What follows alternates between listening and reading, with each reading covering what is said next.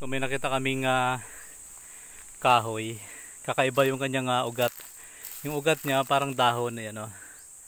Mapapansin natin parang dahon ng buli. At saka parang walis. Ganda. Tapos, wow, hanggang doon sa taas, mayroon pa ring mga ugat. Parang pugad na ng ibon, pero ugat po yan. Ganun pa rin. Sa first time ko makikita ng kahoy na ito. Anong kahoy ito?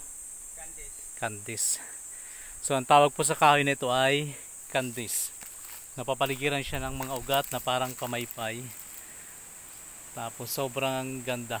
Ayan. Ito naman yung dahon niya. Ayan, walang bunga. Wala akong makitang bunga.